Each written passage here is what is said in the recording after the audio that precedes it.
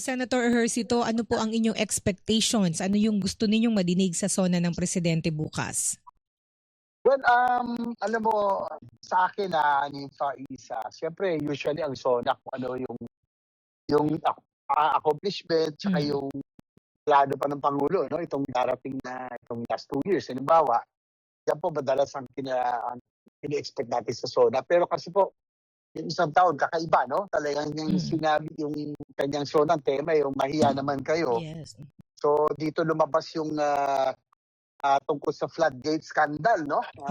Na talagang kinagalit ng sambayanan kasi talagang hindi mo rin masisisi ang sambayanan. Makita ba naman sa television, limpak-limpak na salamin, nandun sa lamesa, na mapupunta lang sa bulsa, no, ng proponent, ng legislator, ng DPWH official, ng ilan, no? Na talagang hindi lang biro. Dati, ano lang, kurot-kurot na ito. 400, 500 million o mahigit pa. No? Siyempre ako mismo bilang ang gusto ko marinig, ano yung sagot na doon sa nasabing mahiya naman kayo. No? So, sana meron na talagang pangalanan. No? Kasi being consistent with that, na sana yung tunay na salarin, yung pong may kinalaman sa modus na ito na apektuhan natin, no? Senator, nagkaroon ng trust issue ang gobyerno dahil po dyan. Sa akin yung nagsimula naman to sa mga contractor na tinatawag, yung modus na yan, yung bentahan ng project, yung paglago ng mga tarat lahat, sana po yung mga talagang arkitekto ng modus na ito talaga mapanagot. Pero ibig sabihin, Senator, nakukulangan pa kayo kasi meron na hong nakakulong. Unfortunately, kapatid po ninyo, si Senator Jinggoy, isa sa mga nakakulong. Meron na rin hong tawag dito, DPWH Secretary Bunoan, mga kontratista, yung mga diskaya. Pero nakukulangan pa ho ba kayo, Senator? Palagay ko kasi tulad din ng ng marami nating mga kababayan, kahit alam ng marami naman. Sorry po pero hindi sa inaano ko yung kabilang nagaling din po ako sa house pero nagsimula ho talaga ito sa mga contractor, no, na itong modus na ito, no, na siguro na damay-damay na po lahat, no, pero kontraktor na kongresista po nila siguro yung talagang mga may yung talagang arkitekto, no, ng yung may kagagawan ng modus na ito. So yan po ang inaantay po namin ng marami siguro. Yun nga po ba? Yes po. Senator Ejercito, bali inaasahan niyo po na mababanggit ni President Marcos sa kanyang SONA ito pong issue ng mga kontratista kasi nitong nakalipas na Saturday weekend actually, nag-announce yung ombudsman na merong isang kontratista, as in congressman na kontratista, yung sinampahan na ng kaso sa Sandigan Bayan si Congressman Jojo Ang ng Uswag Ilonggo. So kayo po inaasahan niyo mas mahigpit yung pagkakasabi ng presidente kung meron siyang plano po na banggitin nyo sa SONA niya? Sana po madagdagan pa kasi alam naman po natin, no, naririnig natin based on information. Sabi na rin ng aking kaibigan si Congressman Toby Tiangco na naging ganun ang kalakaran, mismong harap-harapan, mismong sa floor, nagkakabentahan, nagkakaalukan ng mga proyekto. No? So akin dapat panagutin at dali sa kulungan ang lahat na nagwaldas at nagbulso ng pondong inilaan sa pagtuntun na ito. No? Kailangan talaga makita ng taong bayan itong, kasi alam ko more than ilan ba yung contractor na pangalanan nun, pero ilan pa lang ito, no? Siguro sana nakita rin naman natin yung extravagance ng buhay nila. Nakikita yan sa lokal nakikita yan, no? Yung luho kasi parang pati ba naman yung mga luho nila kailangan ba natin, parang tayo pa taong bayan pa ang sumasagot, di ba? So, I think yan ang inaantabayan na ating mga bayan. Saka, nabanggit ho ninyo na yung mga congressman. Kasi naalala ko po, Senator Ejercito, si Senator Ping Lacson yung kanyang privilege speeches, may mga congressman na tinukoy, pero hanggang ngayon parang hindi nakakasuhan yung mga binanggit niya. And then, kahit si Senator Chis Escudero, nung privilege speech niya, yung sabi niya, well, ito yung laman ng speech niya na sabi niya, si dating Speaker Romualdez ang kumilos para mabaling sa mga senador ang sisi at hindi yung mga kongresista ang pagtuunan ng investigasyon. So, yun nga din ang hinahanap. Nasaan yung mga congressman? Samantalang, nabanggit po ninyo, tama ba sir, yung dinig ko kanina na sa plenary ng Kamara, nagkakaalukan. Nagkakaalukan sa floor. Oo, so nasaan yung mga Opo, congressman alam mo, hindi nakakasuhan? Alam mo, nalungkot ako kasi nanggaling naman po ako sa House. I was a proud member of the House, no, na siyempre being district representative, nag-iba na talaga ang kultura. No? At it was really sad to hear ito magandang impormasyon. Pinikwento sa akin na aking kumpare at kaibigan si Kong Toby. Opo. Yung naging kalakaran na kakaiba na. No? Tsaka yung parang paririnig mo, 25, 530, grabe yung mga ganitong nakakalula na eh. Di ba? Parang hindi na tama. Talaga. Talagang hindi tama. So, siguro ang inaantabayanan ng mga kababayan natin, yung resulta po. Kasi alam, common knowledge na marami ho talaga ang nagsamantala no sa dito sa naging modus na ito. So nung binanggit yan ng presidente last year, standing ovation pa yung mga congressman, Correct. senators, cabinet members. Hindi nila in-expect ilan pala sa kanila yung tatamaan ng investigasyon. Pero ganito po, ang Senator Ejercito, ibig sabihin po ba, bitin kayo mula nung banggitin ni Pangulong Marcos yung mahiya naman kayo sa kanyang ika-4 na State of the Nation address hanggang sa mga panahong ito, bitin kayo sa resulta po nung kanyang deklarasyon na yon? Kasi alam ko yung nangyayari. Alam mo, may insider ako ron, si Congressman Toby. Mayor pa lang kami, magkasama na kami niyan. Hanggang nag-congressman, hanggang pareho kami ni school. Titiwala ako sa taong ito, no? Masabihin na nila, maverick ito, lori, pero itindigan yan pag tama. And I believe him, no? Hindi man kailangan ng kung ano mang pabor. So, kaya kung naikwento niya sa akin lahat ito, talagang, siyempre, nakakalula ho talaga. So, sana may marinig tayo bukas na, sana kung ano yung karugtong, nung mahiya naman kayo, sana talaga ngayon, may maparusahan na talaga. So ako last point dito po sa issue na ito. Ano yung inyong assessment naman kay Presidente? Kasi merong gustong ang tumbukin na mastermind dito o may kinalaman ay si Presidente Marcos mismo. Siyempre, ang tugon ng Presidente, ako nga ang nagbulgar niyan eh. Ako nga yung nakapagpakulong nung ilan sa mga sangkot. So kayo sir, ano po ang inyong assessment kay Presidente dito? Tingin ko mga flood control na itong scandal na ito, talagang hindi na basta dinidepensa ako, independente, no? Sa tingin ko, talagang lumala po ito. It's a collusion, naging sabuatan po ito between DPWH officials at itong liderato ng nila Saldico, no? At yung mga ibang nagsamantala na talagang grabe ho talaga. No? At saka all facets, parang hindi lang sa projects, no? Sa Bureau of Immigration, pati yung mga ayuda na ginagawa racket, pati medical assistance. Narinig ko kung paano nila bibigyan ka ng bawat probinsya, pero yung supply ng gamot at saka sa kanila medical rin. equipment, sa kanila galing. So, ginawang negosyo. So, kaya nga, sabi nga ni, kung sana may certain punishment na talaga na pag may nakulong siguro dito, magtatanda na ang taong bayan, yung mga nasa gobyerno. Matatakot na eh. Ang problema, natatakot sa atin. No? Walang nagtatanda. At sana, maging lesson po ito na yung kung gusto mong magnegosyo, kung nasa construction ka, gobyerno, huwag ka pumasok sa politika. Kung nasa politika, huwag ka papasok. Nangyari, napaghalo eh. Kaya diba? nga po eh. Naghalo eh. No? Tsaka So, sir, lumaki pa yung conflict of interest, no? Marami hong ganyan na nangyari. So, sana po, painful lesson to, hopefully, yung reformang sinasagawa, sinimulan natin, hopefully, gaya po, ako yung chairman ng Committee on Finance, mga reforma tayong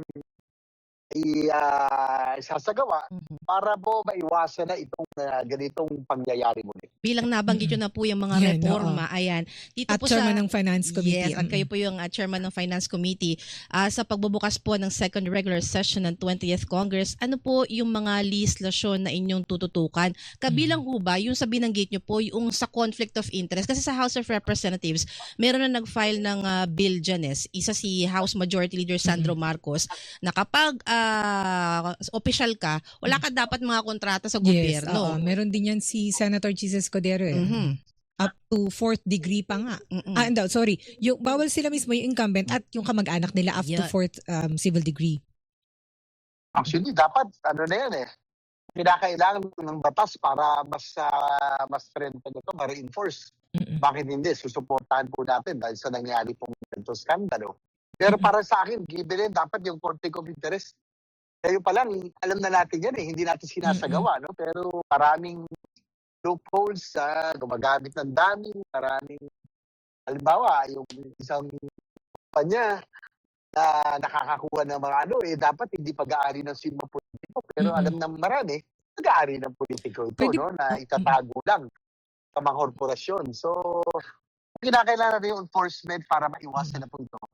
Siyempre tayo susuporta. Pero ang isa sa akin sinusulo ngayon, yung matagal ko ng advocacy, yung po sa infrastructure development. Kasi ang tingin ko, ito yung kailangan na ating bansa para makahabol tayo sa ekonomiya. We need to improve our infrastructure, railway system, yung mga airports, ports, para maging attractive. So, kaya ako nabanggit ito, we will hit two birds with one stone. Kapag may master plan na tayo for infrastructure and national development, ay iwasan na yung mga ganitong anomalya na kumbaga basta magproyekto na lang kahit hindi kailangan, ay kailangan nasa master plan, kailangan merong approval ng probinsya at ng Regional Development Council. So yun yung mga safeguards sa ating pong ginagawa para iwasan. Kaya ako po, pinupush ko po yung Master Plan for Infrastructure and National Development. Sabi ko nga, hitting two birds with one stone, maiwasan na natin yung ganitong malawakang korupsyon. Kasi sigurado naman yung mga proyekto ay kailangan aayos sa pangangailangan, makakatulong sa pagpasigla ng ekonomiya natin ng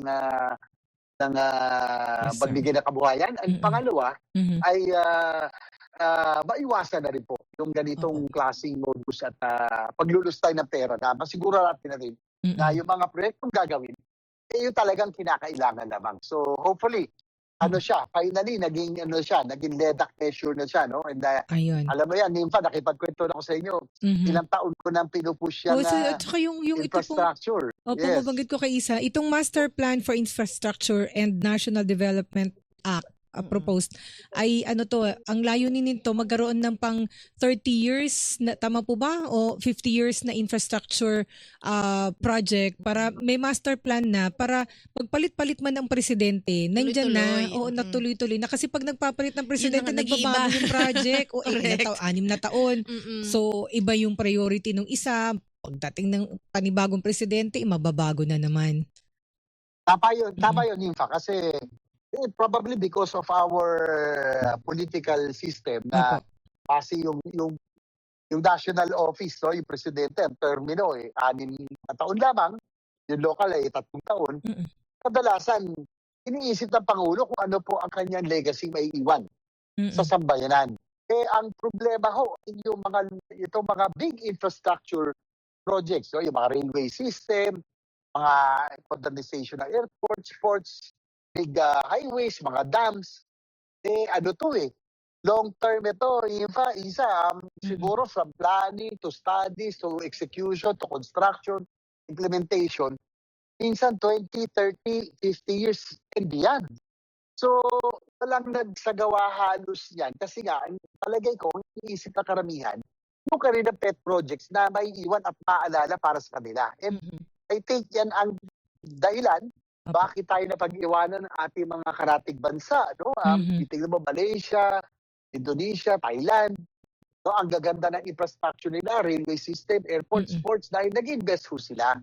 So, ang aking idea ay sa Master Plan for Infrastructure National Development. Tama ka din pa, sino man ang Pangulo, sarili siyang pet program, pero ang mga mga infrastructure na mga mga big ticket item flagship, dapat tuloy-tuloy po for the long term. So, yan po ang Tsaka ano sir, natin. importante yung safeguards kasi nag-i-invest nga, nananakaw naman yung pera. Sir, baling lang po kami sa impeachment. Meron pong proposal na well, ito po ay sabi ni Senate President Sherwin Gatchalian, na pag-usapan daw po nila ni Senator Cheese Escudero, presiding officer ng impeachment court, na baguhin po yung takbo ng trial. Yung Sa halip na yung sequence, sa halip po na ipatapos sa prosecution panel yung presentation sa lahat ng 4 na articles of impeachment ay gawing isa-isa. Salitan. Oo, kagaya po ngayon, tapos na kayong pagtalakay sa Article 1, yung tungkol sa grave Article threats. 4, Article 4. So sa halip na tumalon dun sa Article 1 na tungkol sa confidential funds ay dito sa allegation na grave threats ay sundan na po ng presentation ng defense panel. Well, nasa sa kanila po yan, no? Ang sa akin lang, ayoko sa about impeachment or anything, pero sa akin lang, sana mapabilis na ang proseso, no? It's, sabi nga, injustice ito, also for the respondent, no? Kailangan maklear ka agad ang pangalan niya or, kumbaga, ma-convict man o ma-acquit, dapat mapabilis. Sa akin kasi ever since, ang sabi ko nga, impeachment is really highly politically charged. Siyempre, paano, nakakaano to eh. Gusto ko makabalik ka sa normal na pamumuhay kaagad tayo dahil kapag iwanan na tayo ng makarating bansa natin. Tapos ito tayo, we are stuck in these kinds of exercises. Kahit pa paano, no? Sa totoo lang, nakaka-apekto. No? Kaya nga alam mo, minsan manggaling ako ng Vietnam, galing ako ng Bangkok, pag umuwi ako, galing doon, parang inggit ako sa nangyayari sa kanilang bansa. No? So, yun ang akin. Sana sa lalo madali panahon, makabalik na tayo sa normal na pamumuhay. Ang wini-worry ko pa ngayon, bilang chairman ng Committee on Finance, pag nag-abot ito, kasabay ng budget, hearings, malaking problema ho ito. Opo. Ito, Senator, few questions na alam ko may lakad kayo. Nabanggit po ninyo, masasabay yung mga budget hearings. Tama ba? Sabi ni Senate President Gatchalian, possible hanggang Sabado kayo magtrabaho kasi session nila at saka impeachment trial ay Monday to Wednesday. Yes. So ang pagkakataon para sa mga committee hearings, Thursday and Friday. Investigation, Thursday and Friday, at kung may budget hanggang Sabado, kayo po ba ay game doon? Ganun nga ba yung po kayo ng trabaho? At yun na ba yung pinag-uusapan, Senator JV? Kung mukhang walang choice, kung mag-aabot, talagang gano'n na mangyayari. Talagang kulang sa oras. Nakita nyo naman. Gaano kalaki yung kinukain na oras ng impeachment hearings, no? Tapos ang budget, alam mo, magdamagan yan. No? Kaya talaga ako, mula nung na-appoint ako, bilang chairman Committee on Finance, lahat po nakapag-break ako po, tsaka si Senate President Gatchalian, hindi na ako nakapag-break, no? At sa pag-prepare dito sa budget hearings, nagkaroon na kami ng mga briefings sa mga economic team at lahat para malaman natin yung estado po ng ating pong financial standing. So, saka yung reforma, of course, na ating pong plano, sa gawa, ginagawa na ho natin para, we really have to institute reforms dahil sa nangyaring flood control scandal at corruption. May task issue tayo, kailangan maibalik natin tiwala ng sambayanan. So, kailangan maipakita natin yung mga reforma. Una po, nagsabi na ako na hindi ko na po papayagan ang insertion o amendment during BICAM. No? So, wala na yung mga last-minute insertions at iba pa. At magiging transparent tayo, magiging BICAM and all. Ayun. So bukas pa rin po kagaya last year po na first time kasi last year eh. So this time rin po bukas pa rin ulit sa media at sa publiko naka-live stream pa rin yung mga BICAM meetings. Open BICAM. Ganon din po. So open BICAM po tayo tsaka we'll practice transparency. Siguro ang iba lang na tingin po kailangan natin gawin dahil sa ating pong fiscal space at sa nangyaring mababang spending at lahat, bagal ang takbo ng ekonomiya rin talaga because of that. Natakot lahat no? Natakot magnegosyo, natakot pumasok mag-contract, natakot pumasok ang mag-contractor, Maraming Kaya nga. lahat natakot eh. So, okay, ano yun? I am for accountability. Kailangan, Mm. sabi ko nga, lahat ng salarin, mapanagot. Pero at the same time, kailangan din natin magduwag ng konti Opo, opo. para naman yung ekonomiya naman natin, no? Kasi masyadong second quarter na, halos wala pang gumagalaw na proyekto. Mm. Kailangan nating habulin sa third and fourth quarters ito.